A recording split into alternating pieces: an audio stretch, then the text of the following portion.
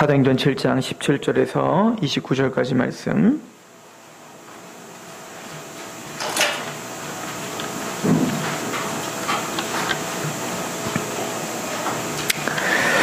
하나님이 아브라함에게 약속하신 때가 가까움에 이스라엘 백성이 애굽에서 번성하여 많아졌더니 요셉을 알지 못하는 새 임금이 애굽 왕위에 오르매 그가 우리 족속에게 교활한 방법을 써서 조상들을 괴롭게 하여 그 어린 아이들을 내버려 살지 못하게 하려 할세.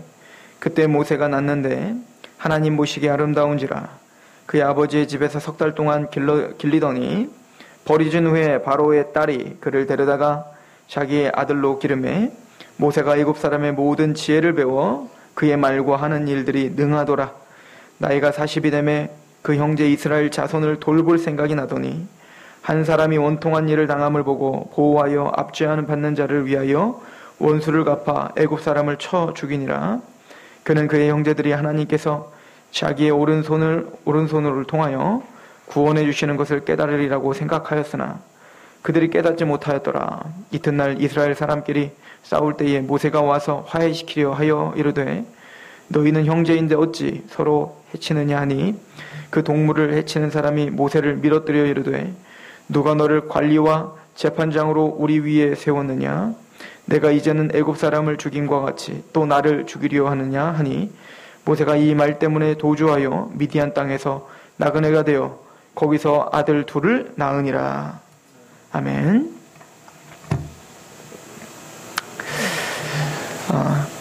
세계에서 부러움을 삼고 또 존경받는 가문을 우리는 보통 이 명문가라고 합니다. 그런 의미에서 이 명문가는 사실 우리나라에서는 찾기가 좀 힘들죠. 우리나라에서는 돈이 많다고 명문가라고 말하지 않죠. 단순히 돈이 많거나 권력이 있다고 해서 명문가가 아니에요. 그래서 우리나라에는 재벌가는 많지만 명문가는 없죠.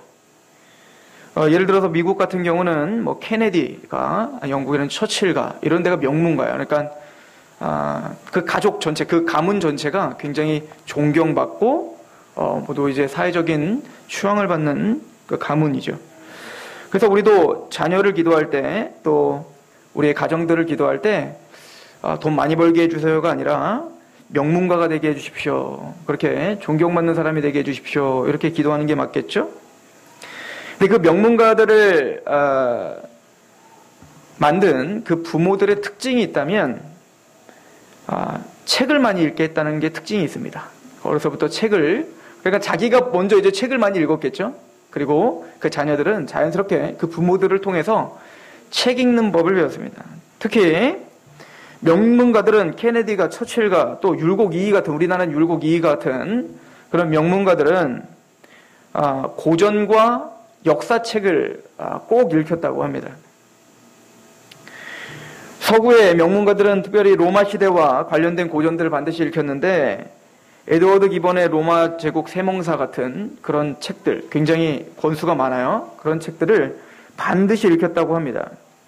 그래서 우리가 잘 알고 있는 처칠이랄지 또 인도 초대 총리였던 네루랄지 또 국부론을 쓴 영국의 애덤 스미스랄지 그런 위대한 사람들이 다 로마 세몽사 같은 책들은 다 필독하고 또 그것을 명문가들은 또 서로 부모와 자녀 간에 그런 것들 또 토론하게 만들어서 그것들을 또 자기의 것으로 대입 있게 했다는 거예요. 우리나라 명문가들도 대부분 논어나 맹자와 같은 그런 고전들을 읽혔고 사마천이 쓴 사기랄지 사마광이 쓴 자치통감이라고 하는 그런 역사책들, 그런 책들을 꼭 읽혔다는 것입니다. 그 이유가 뭘까요?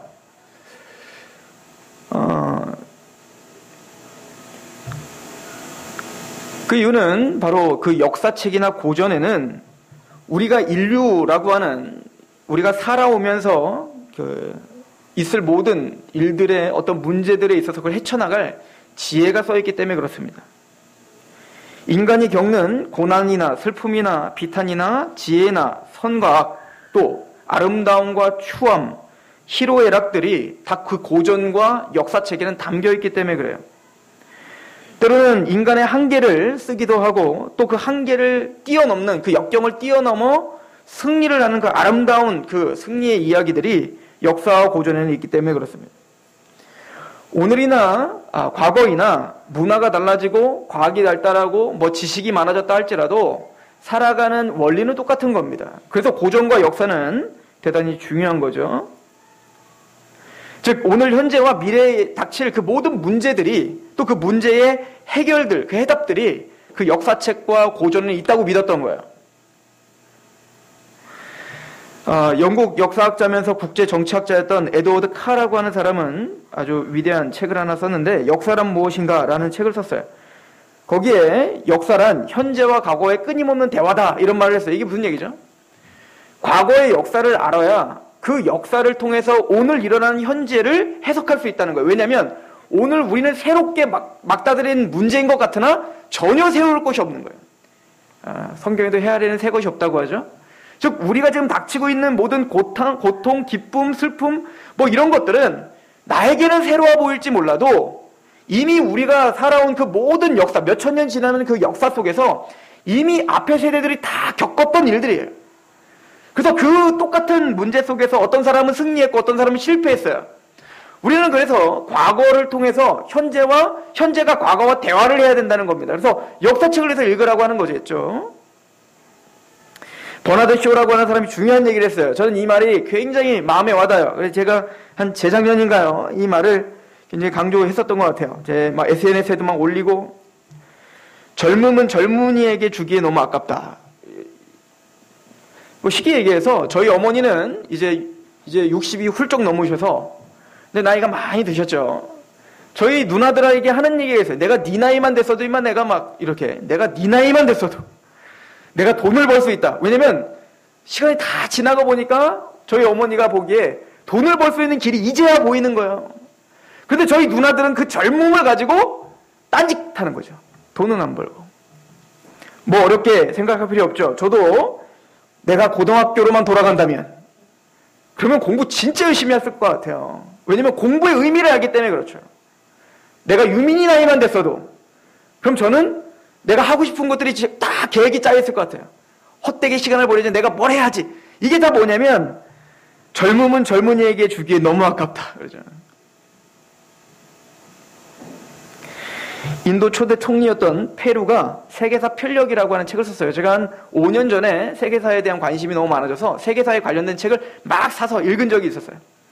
그때 세계사 편력이라는 책을 제가 중고서점에서 한참 막 책을 막 고르고 맨날 중고서 책을 보고 막 이럴 텐데 세계사 편력이라는 책을 딱 처음에 봤어요. 그게 네로가 썼는지도 모르고 그냥 봤는데 아니 굉장히 방대한 분량의 두께의 그것이 막 몇 편이나 있는 겁니다. 그래서 누가 썼지 이걸? 봤더니 페루라고 하는 인도 총리가 쓴 거예요. 이 사람 바쁜데 이거 어떻게 썼지? 그거 봤더니 이 사람이 감옥에 갇힌 겁니다. 감옥에. 옥중에 투옥을 한 겁니다. 3년 동안 투옥을 하면서 이 사람이 외동딸이 하나 있었어요. 근데 그 외동딸에게 이제 앞으로 만날 수 있을지 없을지도 모르는 상황입니다. 하나밖에 없는 외동딸 인디라 간디라고 하는 그 여인에게 이 페루는 편지를 쓰기 시작했습니다. 196통을 썼는데요. 그 196통을 묶은 게 세계사 편력이에요. 그러니까 내 사랑하는 자녀, 외동딸에게 내가 정말 하고 싶은 모든 걸 다해서 편지를 썼는 게 뭐냐면 세계사였던 거예요. 그러니까 어마어마한 지식이 있었던 거예요, 이 사람은. 그러니까 감옥에서 얼마나 많은 자료들이 있었겠습니까? 근데 그 한정적인 자료를 갖고 그 방대한 분량의 세계사를 써냈다는 것은 그 세계사에 대한 어마어마한 통찰력이 있었던 거죠. 물론 이 사람은 인도 사람이라 기독교와 예수님 또 종교개혁 이런 것들 굉장히 비판적으로 썼지만 아무튼 저는 그 책을 보면서 너무너무 감동을 받았어요. 내가 앞으로 내 아들을 낳으면 내가 세계사를 써서 내가 자녀에게 편지를 써야겠구나. 실천에 옮겨질 수가 없습니다. 근데 그 사람이 왜 감옥에 갇혀서 그것을 그렇게 해주고 싶었을까요? 그것만큼 인생의 선분은 없다는 거예요. 역사를 알고 그 역사를 통해서 현실을 해석해낼 수만 있다면 승리할 수 있다고 믿었던 겁니다. 정말로 그 외동딸은 페루를 이어서 총리가 됐죠. 그래서 아버지와 딸 그 부녀 간에 최초의 총리가 된 집안인 거예요. 이 이야기를 왜 합니까? 저는 스테반이 잡혀서 죽기 직전입니다. 이 사람들한테 지금 혈기왕성한 이 사람들은 스테반을 쳐 죽이려고 지금 돌을 다 들고 있는 중이란 말입니다. 그런 사람들에게 스테반이 마지막으로 해주고 싶은 얘기는 뭘까요? 바로 역사를 읊어주는 거였어요. 믿음의 역사. 이스라엘의 역사를 읊어주는 겁니다. 아브라함 이야기, 이삭 이야기, 야곱 이야기, 요셉 이야기, 그리고 오늘 모세 이야기, 그리고 다윗과 솔로몬 이야기. 그리고는 스테반은 정말 해주고 싶은 이야기가 있었던 것입니다. 히브리서에 보면 너희는 믿음의 선진들, 그 믿음의 너희들에게 말씀을 가르쳐준 그들의 믿음의 삶을 본받으라 라고 하죠. 그리고 그들의 결말을 주의하라. 이것은 세상적인 세계사나 어떤 역사를 공부하는 의미뿐만 아니라 우리가 지금 성경을 연구하고 특히 구약을 연구하는 이유, 또 사도행전을 통해서 교회의 역사를 공부하는 이유는 거기 있는 거예요. 현재와 그때는 달라지지 않았기 때문에 그렇습니다. 그때 공격은 오늘날 교회를 공격하고 있는 문제고, 그때 교회가 빠졌던 혼란과 고통과 분열은 오늘날 우리가 갖고 있는 고통과 분열의 모습입니다. 그때 갖고 있었던 하나님을 믿지 못한다, 내가 예수님을 받아들이지 못한다 라고 하는 그 내용은 오늘날 많은 세상 사람들이 예수님과 복음을 받아들이지 못하는 이유와 똑같습니다. 다른 게 전혀 없습니다. 스테반은 우리 조상들의 이야기를 하면서 자신들의 믿음의 조상들 아브라함과 또 이삭과 야곱과 모세의 이야기를 하면서 지금 그들의 현실을 해석하기를 원했던 거예요. 그들이 빠졌던 그들의 오류가 바로 예수님을 쳐 죽인 너희들의 오류였음을 가르쳐주고 싶었던 것입니다. 그 이야기는 오늘날 살고 있는 우리들에게도 그 역사 이야기, 스테반이 지금 풀고 있는 그 역사 이야기가 얼마나 중차대한가를 보여주고 있는 것입니다. 그런 의미로 스테반은 오늘 모세 이야기를 이야기합니다. 오늘 본문은 이렇게 시작을 합니다. 17절에 하나님이 아브라함에게 약속하신 때가 가까우매 이스라엘 백성이 애굽에서 번성하여 많아졌더니 요셉을 알지 못하는 새 임금이 애굽 왕위에 오르매 그가 우리 족속에게 교활한 방법을 써서 조상들을 괴롭게 하여 그 어린아이들을 내버려 살지 못하게 하려 할세라고 말합니다. 요셉을 알지 못하는 새 임금이 일어났습니다. 그때 역사학자들은 요셉을 알지 못해, 모를 리가 없잖아요. 요셉은 거의 민족적 영웅이에요. 아무리 히브리 민족이지만 그 애굽이 풍지박살 날 그 시기를 하나님의 은혜로 뭡니까? 7년 가뭄을 이기게 해준 구국의 영웅이란 말입니다. 그러니까 이집트가 모를 리가 없어요. 그런데 역사적으로 그 왕조가 뒤집힌 겁니다. 그래서 새로운 왕조가 세워졌어요.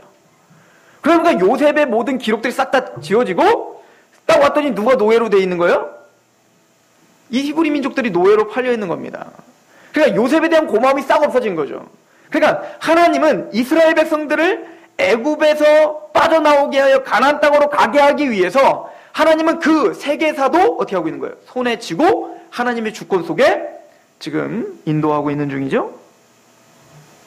즉 요셉을 알지 못하는 새 임금이 일어나 이제는 그 요셉의 공덕과 그것은 더 나아가서 하나님이 이집트에게 이루어준 그 은혜를 망각한 그 무지몽매한 그 새 임금, 교만하여 내가 왕이며 내가 하나님이며 나를 섬겨라 라고 했던 파라오, 그 파라오가 이제는 그 애굽을 다스리면서 이제는 하나님의 백성들을 옥죄고 그들을 강하게 핍박하기 시작했습니다. 특별히 그들은 이스라엘 백성들이 너무 번성하는 것이 너무 겁이 났죠. 그래서 출애굽기 1장 7절에서 보면 이스라엘 자손은 생육하고 불어나 번성하고 매우 강하여 온 땅에 가득하게 되었더라. 요셉을 알지 못하는 새 왕이 일어나 애굽을 다스리더니 그가 그 백성에게 이르되 이 백성 이스라엘 자손이 우리보다 많고 강하도다. 자, 우리가 그들에게 대하여 지혜롭게 하자. 두렵건대 그들이 더 많게 되면 전쟁이 일어날 때 우리 대적과 합하여 우리와 싸우고 이 땅에서 나갈까 하노라 하고 감독들을 그들 위에 세우고 그들에게 무거운 짐을 지워 괴롭게 하여 그들에게 바로를 위하여 국고성 비동과 라암셋을 건축하게 하니라. 이들이 너무 많아지면 나중에 이들이 반란을 일으켜서 이집트를 폭삭 주저앉힐까봐 겁이 나서 어떻게 하는 거예요? 강한 어떤 고된 일들을 해서 자녀들을 낳지 못하도록 그렇게 정치를 한 겁니다. 마땅히 하나님을 찬양해야 되고 하나님을 섬겨야 된 이스라엘 백성들을 자신을 위하여 비돔과 라암셋을 건축하게 하는 겁니다. 꼭 뭐와 같죠? 사단의 권세와 같죠? 이 사단은 무지몽매한 이 사단은 교만하여서 하나님에게서 떠나게 하기 위해 마땅히 하나님을 찬양해야 되고 마땅히 하나님께 예배를 드려야 될 하나님의 백성들을 더 고되게 하고 힘들게 하고 바쁘게 하여서 하나님을 찬양하기보단 자신을 드높이고 자신의 영광을 위하여 살도록 그렇게 우리를 속이고 있는 것처럼, 그게 모세 시대에 바로 그 에돔의 바로는 그렇게 무지몽매하게 하나님의 백성들을 핍박했죠. 그런데도 그 학대를 받으면 받을수록 번성하는 겁니다. 그래서 출애굽기에 보면 12절에 그러나 학대를 받을수록 더욱 번성하여 퍼져가니 애굽 사람이 이스라엘 자손으로 말미암아 근심하게 되는 거예요. 아니, 이 사람들은 너무 웃겨요. 그렇게 고되게 하면 할수록 자녀들은 너무 잘 나는 겁니다. 이집트 민족들은 잘 안 나는데, 아니, 이스라엘 백성들 그렇게 힘들어 죽겠는데 왜 이렇게 잘 나는지 모르겠어요. 그게 너무나 화가 났던 겁니다. 그때부터 바로는 이제는 극단적인 처방을 내리죠. 어린아이들을 다 나일강에 던져버리는 거예요. 이 사건은, 이 역사는 정확하게 누구에게 반복됩니까? 예수 그리스도 시대에 반복되는 거 아닙니까? 즉, 이 애굽의 바로의 역할을 이스라엘의 누굽니까? 그죠? 헤롯이죠? 헤롯 왕이 대역을 하는 거예요. 그리고는 자신의 왕권을 빼앗을 것 같은 메시아, 유대의 왕이 태어났다고 하니 두 살 밑에 어린아이들을 다 집어 던지는 것입니다.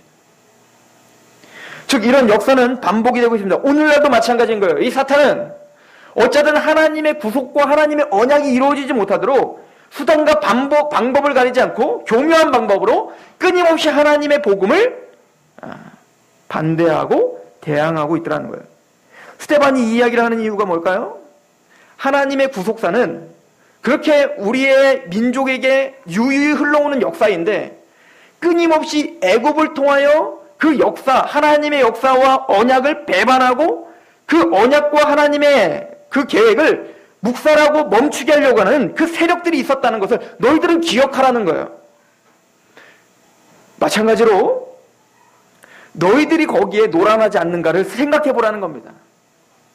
사단이 너희를 막아서 하나님의 일을 바라보지 못하게 한다면 그것을 이겨야 되는 거지, 거기에 농락당하면 안 된다라고 하는 것 같지 않습니까? 오늘날 우리에게도 마찬가지랍니다. 이 역사는 우리에게도 동일하게 되풀이되는 것입니다. 그러나 스데반이 강조하고 싶었던 것은 바로의 그 강력한 방해에도 불구하고 창세기 15장 5절에서 아브라함에게 하나님이 약속한, 자, 너 별을 봐라, 그 모래를 봐라, 그 별들이 셀 수 없을 정도로 많은 것처럼 너희 자손을 그렇게 번성하게 해줄게. 그 바다의 모래가 셀 수 없는 것처럼 너희 자손을 그렇게 번성하게 해줄게 라고 했던 그 언약이 바로가 압제를 하고 애굽의 속박 가운데 있는데도 불구하고 어떻게 해요? 학대하면 학대할수록 더욱더 강력하게 자손이 번성해 나가더라. 이 얘기는 뭐죠? 너희들이, 그 세상이, 그 사탄이 하나님의 구속사를 막을 수 없다를 던지는 거예요. 너희들이 십자가의 그 아들 예수 그리스도를 죽임으로 하나님의 구속사 역사를 막으려고 했지만 그 예수는 부활하셨다. 너희가 그 예수 그리스도의 구속을 막을 수 없다. 유대인들아, 바리새인들아, 정신 차려라. 이 얘기를 하고 있는 겁니다. 그 역사를 너희는 되풀이하고 있구나 라고 하고 있는 거죠. 하나님은 구원받은 우리들에게도 동일하게 말씀합니다. 오늘 현대를 살고 있는 우리 교회에게도 하나님의 언약은 변한 적이 없죠. 로마서 8장 18절을 한번 같이 보시겠습니까? 로마서 8장 18절에서 30절. 이 말씀은 너무 중요하니까 우리 구속사에 있어서 우리 구원의 목적과 그 구원의 영광에 그 가야 할 길이 어딘지를 우리에게 설명해 주고 있죠. 18절부터 제가 읽어보겠습니다. 생각하건대 현재의 고난은 장차 우리에게 나타날 영광과 비교할 수가 없도다. 맞아요. 우리는 고난 중에 살죠. 사는 게 고난이에요. 장차 그러나 우리에게 나타날 영광과는 비교할 수 없어요. 하나님은 우리에게 주실 영광이 있습니다. 그 어떤 사단의 계계로도, 그 어떤 상황과 환경과 높음이나 기쁨이나 그 어떤 피조물도 도저히 막을 수 없는 그 영광이 있습니다. 그 언약이 있단 말입니다. 아브라함의 언약이 그 바로의 어떤 핍박에도 굴하지 않는 것처럼 19절에 피조물이 고대하는 바는 하나님의 아들들이 나타난 것이니 피조물이 허무한데 굴복하는 것은 자기 뜻이 아니요 오직 굴복하게 하시는 이로 말미암음이라. 그 바라는 것은 피조물도 썩어짐의 종노릇한 데서 해방되어 하나님의 자녀들의 영광의 자유에 이르는 것이냐. 모든 만물이 우리가 그 영광스러움에 동참할 그날을 기다리고 있다는 거죠. 그 영광이 뭡니까? 22절 피조물이 다 이제까지 함께 탄식하며 함께 고통을 겪고 있는 것을 우리가 아느니라. 그뿐 아니라 또한 우리 곧 성령이 처음 익은 열매를 받은 우리까지도 속으로 탄식하여 양자될 것 곧 우리 몸의 속량을 기다립니다. 이 썩어질 몸이 아닌 썩지 아니할 거룩한 그리스도의 부활의 몸을 덧입을 그날을 우리는 기대하고 고대하고 있다는 거예요. 그게 우리가 바라는 영광이어야 돼요. 24절에 우리가 소망으로 구원을 얻음에 보이는 소망이 소망이 아니니 보이는 게 소망이 아닙니다. 그러나 사단은 끊임없이 우리에게 속입니다. 보이는 거를 집착하라고 말합니다. 보이는 것을 말하라고 그러면. 그래서 TV는 우리를 방해하고 잡지는 우리를 방해하고 영화는 우리를 방해하고 이웃 김씨네 그 부인은 우리를 방해하는 거예요. 하나님의 일을 방해하는 거란 말입니다. 우리가 마땅히 바라봐야 될 그곳을 못 바라보도록 온 세상은 교묘하게 우리의 생각과 우리의 마음과 우리의 감정을 지배하려 든단 말입니다. 바로처럼. 그러나 꿋꿋이 성경은 우리에게 계속 선포합니다. 우리가 소망으로 구원을 얻음에 보이는 소망이 소망이 아니니 보는 것을 누가 바라리요. 만일 우리가 보이지 아니하는 것을 바라면 참음으로 기다릴지니라. 이와 같이 성령도 우리의 연약함을 도우시나니 우리는 마땅히 기도할 바를 알지 못하나 오직 성령이 말할 수 없는 탄식으로 우리를 위하여 친히 간구하시느니라. 맞아요. 우리의 육체는 끊임없이 욕심적이고 이기적이고 또 게으르고 이 탐심이 가득하여 우리는 마땅히 하나님 앞에 빌어야 될 그 진짜 소망에 대해서는 빌지 않고 이 세상 보이는 것만을 비는 그런 연약한 자들이에요. 그래서 사실은 우리의 자격으로는 이 영광을 받을 수가 없죠. 왜? 우리는 이걸 바라보지도 않는데요. 소망을 하는데 이거 안 바라봐요. 우리는. 우리의 기도 제목 대부분은 다 참된 소망이 아니라 이 땅의 것이거든요. 성경은 그걸 부인하지 않습니다. 그걸 알아요. 그래서 말하는 겁니다. 너희들이 마땅히 기도할 바를 알지 못한다. 그래서 성령님이 계시는 거예요. 근데 하나님의 그 마음을 아시는 그 성령님은 하나님의 뜻대로 우리를 위해서 기도하시는 거예요. 그러니까 이 번영주의가 얼마나 허황된 종교인지 아십니까? 이건 얼마나 우상숭배인지 몰라요. 성령님을 내가 원하는 그 소망에 끌어들여서 내가 원하는 이 땅의 것을 위해서 성령님을 자꾸 거기에 편입시키려고 하잖아요. 그래서 성경은 그걸 거부하는 겁니다. 아니야, 넌 그거 구하고 있지. 그래서 빌바라 하지 못하지. 그래서 성령님은 절대 너에게 놀아나지 않아. 네 소망을 위해서 기도하지 않고 성령님은 하나님의 뜻을 위해서 너를 위해 기도할 거야. 성령님은 그거 하시는 역할이에요. 내가 하고 싶은 거, 내가 원하는 거, 그거 들어주시는 분은 성령님 아닙니다.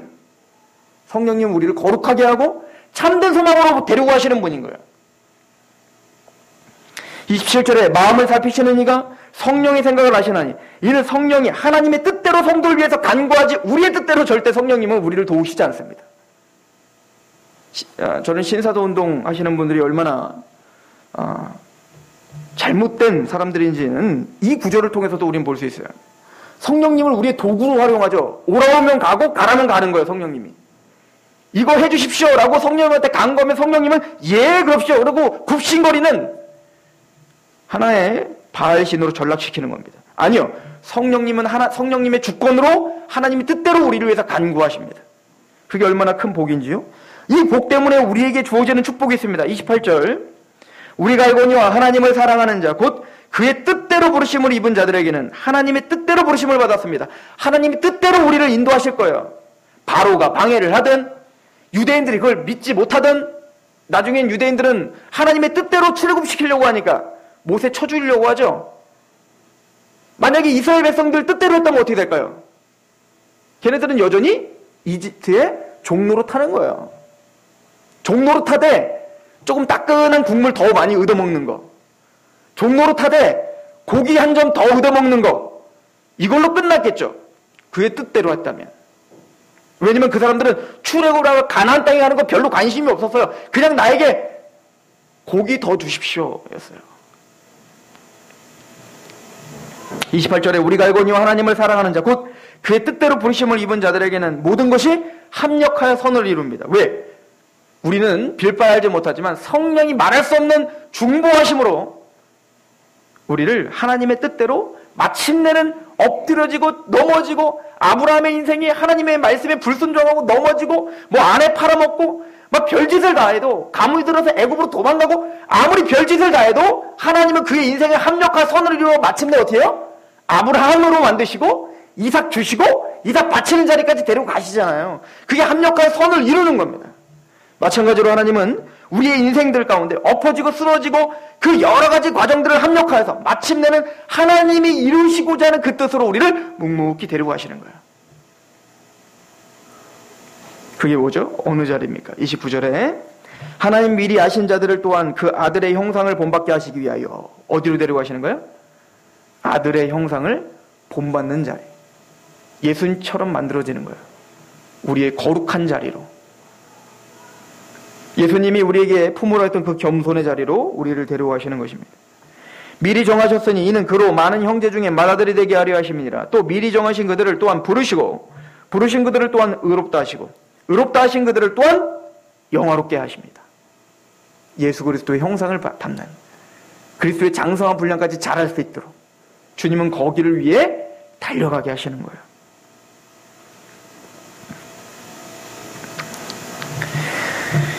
스데반은 이스라엘 백성들에게 이렇게 이야기하는 것입니다.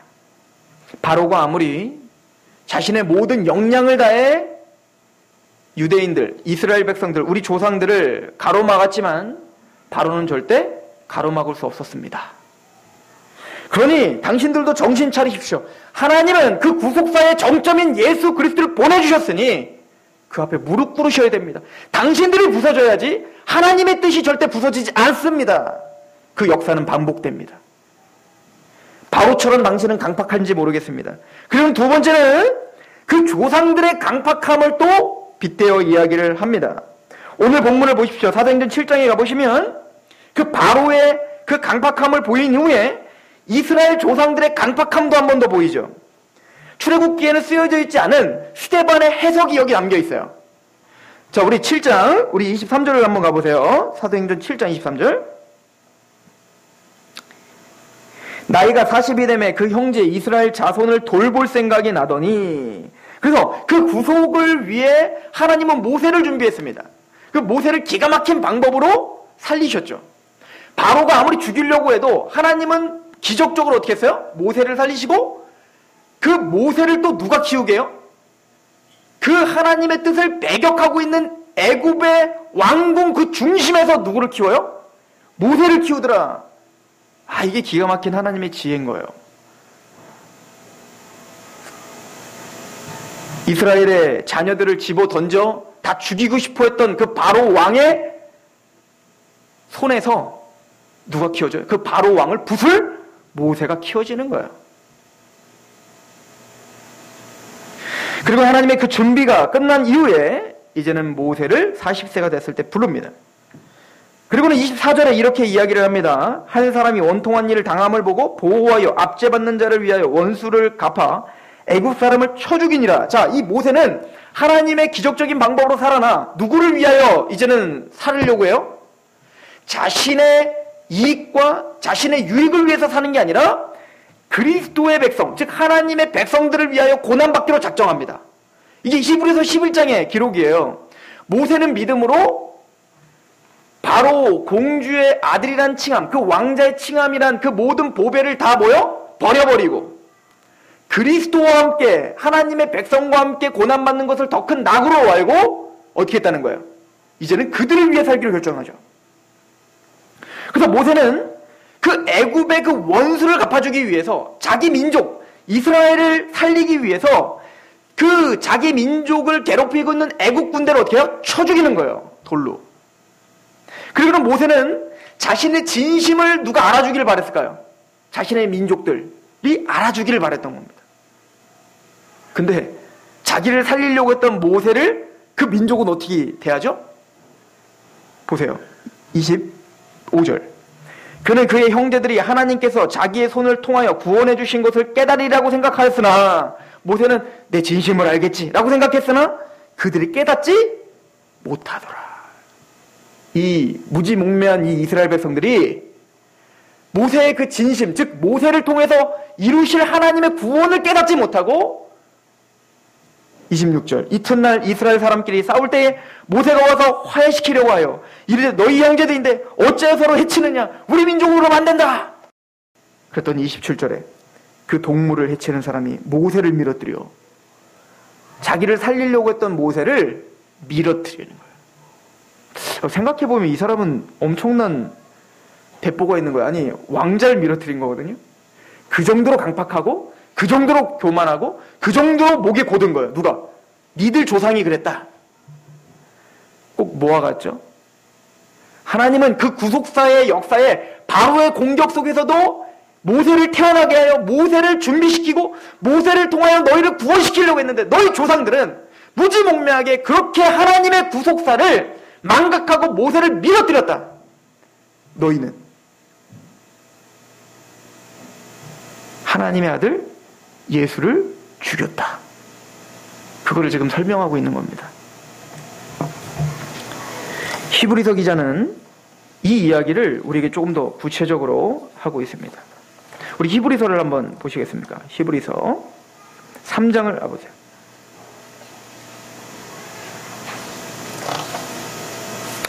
히브리서 3장은 이렇게 설명합니다. 히브리서 3장 1절인데요. 그러므로 함께 하늘의 부르심을 받은 거룩한 형제들아, 우리가 믿는 도리의 사도이시며 대제사장이신 예수를 깊이 생각하라. 너희가 예수님을 깊이 생각해라. 지금 유대인들에게 지금 보내는 편지입니다. 히브리인들에게. 그는 자기를 세우신 이에게 신실하시기를 모세가 하나님의 온 집에서 한 것과 같이 하셨으니, 모세도 하나님에게 충성을 다하여 그렇게 너희들을 위해서 살았다. 사역했죠? 그는 모세보다 더욱 영광을 받을 만한 것이 마치 집 지은 자가 그 집보다 더욱 존귀한 것 같으니라. 집마다 지은 이가 있으니 만물을 지으신 이는 하나님이시라. 자, 무슨 얘기입니까? 모세는 너희를 위해서 사역했지만, 충성을 다했지만, 예수는 그보다 훨씬 월등한 분이라는 거예요. 모세는 그 하나님의 집을 위해 사환으로, 종으로 섬겼지만 그 집 주인은 누구라는 거예요? 그 아들 대신 예수님이라는 거예요. 5절인데요. 또한 모세는 장래에 말할 것을 증언하기 위하여 하나님의 온 집에서 종으로서 신실하였고, 그리스도는 하나님의 집을 맡은 아들로서 그와 같이 하였으니, 우리가 소망의 확신과 자랑을 끝까지 굳게 잡고 있으면 우리는 그의 집이다. 그러므로 성령이 이르신 바와 같이 오늘 너희가 그의 음성을 듣거든 광야에서 시험하던 날에 거역하던 것과 같이 너희 마음을 완고하게 하지 말라. 이 무슨 얘기예요? 그런데 그 하나님의 집에서 충성했던 모세의 그 진심과 또 사역도 이 이스라엘 백성들을 어떻게 해서 강팍해서 거부하고 모세를 막 돌로 쳐 죽이려고 하고 광야 40년 내내 그렇게 거역했잖아요. 그래서 그 결론은 어떻게 됐죠? 지진나고 다 매몰되고 하나님의 징계가 임하고 막 심판이 막 난리 버거지잖아요. 그래서 구약의 하나님은 두려운 하나님, 막 이렇게 우리는 어떤 신학자나 해석할 만큼 어마어마한 징계로 모세의 말을 듣지 않는 그들에게 대해서 어마어마한 징계와 심판을 내렸단 말입니다. 그렇다면 그 집주인이신 하나님의 아들 예수 그리스도의 음성을 배역하는 일은 어떤 것이겠니? 이거를 지금 히브리 기자는 이야기하는 겁니다. 잘 들어보십시오. 7절입니다. 그러므로 성령이 이르신 바와 같이 오늘 너희가 그의 음성을 듣거든 광야에서 시험하던 날에 거역하던 것과 같이 너희 마음을 완고하게 하지 말라. 거기서 너희 열조가 나를 시험하여 증언하고 40년 동안 나의 행사를 보았느니라. 그러므로 내가 이 세대에게 노하여 이르기를 그들이 항상 마음이 미혹되어 내 길을 알지 못하는도다 하였고, 내가 노하여 맹세한 바와 같이 그들은 내 안식에 들어오지 못하리라 하였느냐. 그들은 하나님의 안식에 들어가지 못하고 광야에서 다 죽었다. 하물며 예수 그리스도를 거역하는 너희는 어떤 심판을 받겠느냐. 그 역사를 잘 좀 연구해서 오늘날 그 심판을 면하라. 그러니까 역사 공부는 너무 중요한 거예요. 신앙이나 세상이나. 그런데 우리는 그 역사 공부를 하기를 싫어하는 겁니다. 지금 스데반은 그 바리새인과 서기관과 제사장들에게 그 교만하고 무지몽매한 자들에게 너희의 무지를 좀 깨라. 너희 조상들이 했던 그 무지함을 그대로 따라가고 있다 니들은. 그 얘기를 하고 있는 거예요. 히브리서 2장을 한번 보시겠습니까? 히브리서 2장 1절. 그러므로 우리는 들은 것에 더욱 유념함으로 우리가 흘러 떠내려가지 않도록 함이 마땅하니라. 천사들을 통하여 하신 말씀이 견고하게 되어 모든 범죄함과 순종하지 아니함이 공정한 보응을 받거든. 우리가 이같이 큰 구원을 등한히 여기면, 예수 그리스도의 이 구원을 등한히 여긴다면 어찌 그 보응을 피하리요. 이 구원은 처음에 주로 말씀하신 바요, 들은 자들이 우리에게 확증한 바니 하나님도 표적들과 기사들과 여러 가지 능력과 및 자기의 뜻을 따라 성령이 나눠주신 것으로서 그들과 함께 증언했다. 그런데 이 증언을 듣고도 지금 바리새인과 서기관들은 누구를 쳐 죽일 거예요? 스데반을 쳐 죽일 것입니다. 이 명확한 역사가 있는데도 오늘날 그 예수를 부인하고 있는 겁니다. 스데반은 자신의 사랑하는 민족들에게 마지막 죽음 앞에 유서와 같은, 유언과 같은 선포가 바로 이 이야기를 다시 하는 겁니다. 너희 조상들의 그 무지함을 따르지 마라.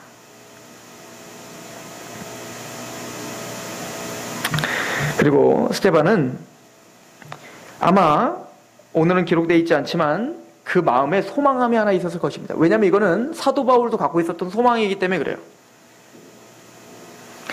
로마서 11장 25절에 그 사도 바울은 그 무지몽매하게 예수 그리스도를 쳐 죽였던, 십자가에 달았던 그 이스라엘 백성들을 향한 이런 고백을 합니다.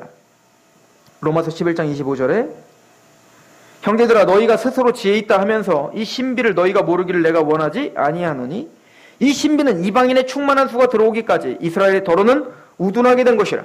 그리하여 온 이스라엘이 구원을 받으리라. 기록된 바 구원자가 시온에서 오사 야곱에게 경건하지 않은 자를 돌이키셨고 내가 그들의 죄를 없이 할 때에 그들에게 이루어질 내 언약이 이것이람과 같으니라. 복음으로 하면 그들이 너로 말미암아 원수된 자요, 택하심으로 하면 조상들로 말미암아 사랑을 입은 자라. 하나님의 은사와 부르시면 후회하심이 없느니라. 이스라엘 백성들아, 너희들이 지금 예수를 십자가에 못 박고 또 이 교회를 핍박하고 있지만 반드시 너희들은 돌아오게 될 거야. 왜냐하면 하나님은 한 번 선택하신 그 민족을 버릴 리가 없어. 하나님은 하나님의 은사와 부르시면 후회하심이 없으니까. 그러나 너희가 귀가 막히고 눈이 보이지 않는 것은, 이렇게 무지몽매하게 그랬던 것은 하나님의 지혜와 하나님의 섭리 가운데 잠시 잠깐 너희가 예수 그리스도를 믿지 않은 것뿐일 거야. 너희를 통하여서 이방인의 충만한 수, 즉 대한민국에까지 또 아직 복음이 들어가지 않은 그 민족들이 아직 구원을 받지 않았기 때문에 그 사람들의 충만한 수가 차기까지 하나님은 너희를 잠시 잠깐 강팍하게 내두른 것뿐일 거야.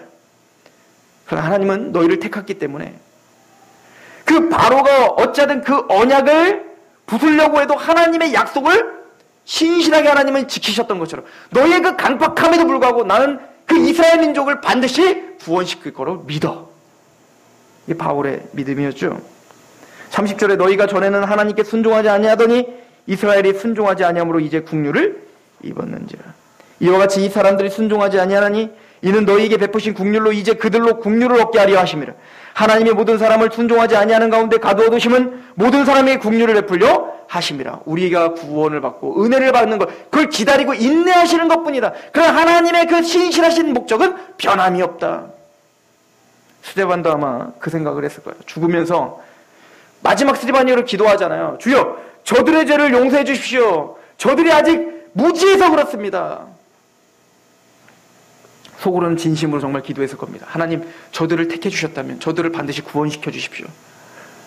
이 무지몽매한 자들아, 너희들이 예수를 죽이고 지금 예수를 전하고 있는 나를 죽이고 있지만 하나님은 그럼에도 불구하고 그 긍휼과 그 사랑을 포기하지 않을 거야. 너희를 반드시 부셔뜨릴 거고 너희를 반드시 구원시킬 거야. 스데반은 그렇게 목 놓아 선포하고 있는 것입니다. 이게 기적이죠? 이게 하나님의 신실하심과 하나님의 능력이요 지혜죠. 예수를 전하고 있는 스데반을 비롯한 그 유대인들, 그 크리스천들을 잡아 죽이기 위해서 다메섹으로 올라갔던 바울을 하나님은 마침내 그 마음을 부셔뜨려 마침내 그를 이방으로 보내는 사도로 세우십니다. 그 또 다른 바울이 바로 우리인 거예요. 우리의 강박함을 부셔버리고 마침내는 예수를 죽였던 우리를 살리신 겁니다. 그렇게 살린 우리를 영화롭게까지 그리스도를 닮는 형상까지 우리를 반드시 데리고 가시고야 말 것입니다. 이것은 우리의 현실입니다. 그리고 우리가 지금 복음을 전하려고 하는 그분들의 목적지라고 믿고 기도하는 것입니다. 하나님의 말씀은 한치 오차도 없이 역사 속에서 아브라함의 인생, 이삭의 인생, 야곱의 인생, 요셉의 인생, 모세의 인생, 다윗의 인생, 솔로몬의 인생, 그리고 바울, 베드로, 요한, 그 어떤 누구도, 또 오늘날 우리가 현 시대에 살고 있는 그 믿음의 선진들을 정확히 일치하게 하나님의 뜻을 이루는 방향으로 데리고 가셨습니다. 상록교회의 운명도 거기에 달려있고 우리의 목적지도 하나님의 주권 속에 있습니다. 그 하나님 앞에 겸손하시며 하나님이 바라보시는 곳에 같이 바라봄으로 기쁨으로 승리하시는 저와 여러분들 되시길 소망합니다. 기도하겠습니다. 하나님 아버지 너무나 감사합니다. 스데반의 설교를 통하여 하나님의 언약을 대항했던 바로의 결말, 모사를 대항했던 유대인들의 결말, 그럼에도 불구하고 그 하나님 택함 받은 하나님 백성들이 어떻게 모세에게 굴복했고 또 어떻게 가나안 땅까지 들어갔는지를 우리에게 끊임없이 보여주는 역사, 그리고 이것은 정확하게 예수 그리스도를 배반했던 그들의 역사였고 또 오늘 현 시대를 살아가고 있는 우리의 역사인 줄 믿습니다. 하나님, 그래서 우리가 말씀에 집착합니다.